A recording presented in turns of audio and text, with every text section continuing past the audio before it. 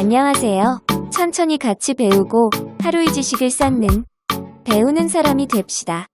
오늘의 법률 지식 시작하겠습니다. 선생님, 오늘은 어떤 걸 알려주시나요? 오늘은 이것에 대해서 공부를 해보려고 한단다. 오늘은 지역주택조합에 대해서 배워보겠습니다. 이야기를 시작하기 전에 지역주택조합이란 특별시, 광역시, 특별자치도에 거주하고 계시는 분들께서 아파트 및 주택을 마련하기 위하여 조합원들이 모여 설립하는 것을 지역주택조합이라고 합니다. 그러면 지역주택조합이 좋은 거 아닌가요? 좋을 수도 있지만 나쁠 수도 있습니다. 추가 분담금도 없고 브릿지 대출 권유도 안 하고 거짓말 없이 진행 상황도 알려주고 조합원들한테 공지한 날짜에 딱 맡겨서 착공하고 입주를 하게 된다면 얼마나 좋을까요? 하지만 그렇지 않은 곳이 더 많답니다. 추가 분담금도 없다 했는데 요구를 하며 브릿지 대출을 강요하고 분명 모집 인원 %와 실제 %가 다르고 공지한 날짜에 가보면 착공하지도 않고 레지메 입도 제대로 안 돼 있는 곳이 엄청 많답니다. 선생님, 그런데 브릿지 대출이 뭐예요? 브릿지 대출이란 일시적인 자금난에 빠질 경우 일시적으로 자금을 연결하는 다리가 되는 대출이며 쉽게 말해 임시방편 자금 대출입니다. 자금이 급히 필요한데 충분한 자금을 모을 때까지 시일이 걸릴 경우 단기 차익 등에 의해 필요자금을 일시적으로 조달하는 것이 브릿지 대출입니다. 첫째로 주택 구입자가 기존 주택을 팔고 새로운 주택을 구입할 때 금융비용을 커버하기 위한 단기 융자입니다. 즉, 기존 주택에 매각대금이 들어오기 전에 새로운 주택을 구입하기 위해 대출되는 자금입니다. 둘째로 기업이 자금을 대출할 때 기존의 부채를 일시 상환하고 보다 유리한 장기 부채로 전환할 때 생기는 일시적인 시간 간격을 커버하기 위해 사용되는 임시자금 대출이 있습니다. 이러한 대출은 기업 구조 조정, 합병 부채 인수에서 필수적입니다.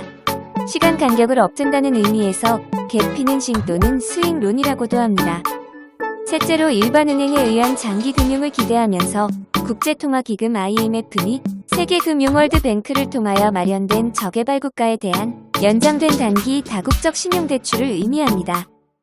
이외에도 직거래가 어려운 기관 간의 중개기관을 넣어 약정된 금리나 조건으로 자금을 거래하는 것을 뜻하기도 하고 투신사들이 고객이 맡긴 신탁 계정에 돈을 콜로 빌 보유 계정에 부족한 자금을 메우는 일종의 편법 차입을 말합니다. 지역주택조합 절차는 첫 번째, 조합원 모집 신고이며 예정 세대수의 2분의 1 이상, 20명 이상이어야 신고를 할 수 있습니다. 두 번째는 지구 단위 계획 수립이며 구역 내 토지 면적 3분의 2 이상 동의를 해야 합니다. 세 번째는 조합 설립 인가이며 주택 건설 대지의 80% 이상 토지 사용 승낙서 확보를 해야 설립 인가를 받을 수 있습니다.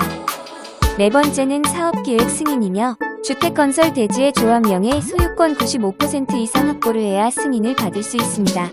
다섯 번째는 착공이며 토지를 100% 확보해야 합니다. 여섯 번째는 입주자 모집 승인이며 자녀 세대 분양을 합니다. 일곱 번째는 사용 검사입니다. 여덟 번째는 조합 해산이며 청산을 합니다.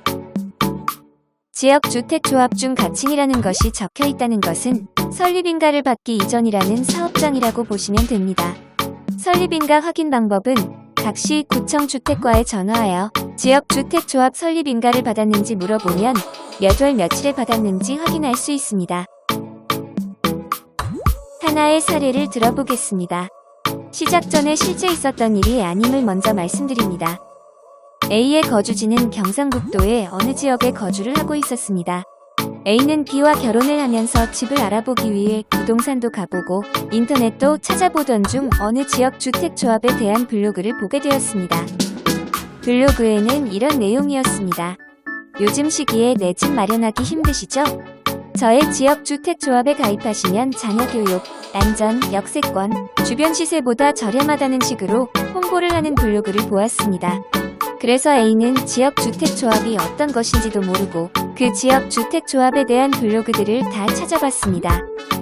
그렇게 A는 이 지역주택조합에 꼭 가입을 해야겠다고 생각을 하여 B와 상의 후에 상담을 받으러 갔습니다. 그 상담사는 지역주택조합의 실장직을 맡고 있는 직원이었고 그 직원이 말하는 것이 A가 블로그 봤던 것과 거의 일치하여 A는 그 실장의 말을 100% 신뢰를 하며 믿었습니다. 그렇게 실장은 홍보관에서 설명을 다 하고 A를 차에 태운 뒤 여기서부터 저기까지 땅을 매입을 했고 어떻게 건물을 지을 것이며 안전하게 할 것인지를 설명을 한 뒤 다시 홍보관으로 복귀했습니다. A는 곧바로 계약서에 사인을 했고 계약금 500만 원을 냈습니다. 실장은 그로부터 한 달 뒤에 1000만 원을 주셔야 하고 세 번째 달에는 1500만 원과 마지막 달에는 3000만 원을 더 넣어주시면 끝난다고 말을 했습니다. 모집 인원만 다 모이면 착공 시작하고 그로부터 2년 뒤면 입주를 하실 수 있을 것이다 라고 말씀을 했습니다. 그렇게 A는 총 납부 금액 6천만 원을 납부를 하고 B와 같이 열심히 일을 하면서 돈을 벌고 있었는데 어느 순간부터인지 실장이라는 사람한테 연락도 잘 안 오고 모집 인원도 거의 다 모았다고 했는데 현재 진행 상황도 모르겠어서 실장한테 전화를 했지만 부재 중이거나 핸드폰이 꺼져 있었습니다. 어느 날 연락이 되어 A는 왜 연락을 안 받았냐 하니 실장은 죄송하다며 지금 모집 인원은 다 모았고 몇 절에 착공을 시작할 것이다 하면서 연락을 끊었습니다. 그렇게 또 몇 개월이 흘러 A와 B는 착공을 시작한다는 날짜에 그 지역을 가보니 그냥 아무것도 없고 그냥 평지였던 것입니다. 그래서 실장한테 다시 전화를 해보니 또 연락이 안 되자 A와 B는 불안한 마음에 그 홍보관에 찾아가 조합 탈퇴를 하겠다. 지금까지 입금했던 돈을 돌려달라고 하니 앉아있던 상담원은 탈퇴는 안 되고 탈퇴를 하면 위약금으로 돈을 내야 하며 납부하셨던 돈 또한 못 돌려준다고 했습니다. 그렇게 A와 B는 충격과 여러 감정들이 몰려왔습니다. A와 B는 정신을 차리고 지역 주택조합을 알아보기 위해 지역의 주택과에 전화를 하여 물어보니 모집 인원 신청은 하였지만 아직 퍼센트에 도달하지도 못하였고 조합 설립 인가도 안 나왔으며 이외에 다른 신청은 하지 않았다는 것을 알았습니다. 그래서 조합장에게 내용 증명을 보내고 소장을 접수를 하면서 가압류를 신청을 했습니다. 그로부터 조합장에게 전화가 와서 소취하와 가압류를 풀어주면 탈퇴와 업무 대행비를 제외한 금액을 환불해준다고 말하여 녹음을 한 뒤에 요구대로 취하와 가압류를 풀고 결국은 탈퇴를 하면서 업무 대행비를 제외한 5천만 원을 받고 사건은 종료가 됐습니다. 그리고 여러분들이 잘못 생각하고 계신 게 있습니다. 돈을 우선시 생각을 하시면 안 되고 탈퇴를 첫 번째로 생각을 하셔야 합니다. 왜냐하면 현재 납부한 금액 또한 중요하지만 스스로 그 계약에 서명하면서 앞으로 몇 천만 원에서 억 단위의 사이에 남은 금액을 더 내야 하는 의무가 생깁니다. 그렇기 때문에 그 의무를 벗어나기 위하여 탈퇴를 첫 번째로 생각을 하셔야 합니다.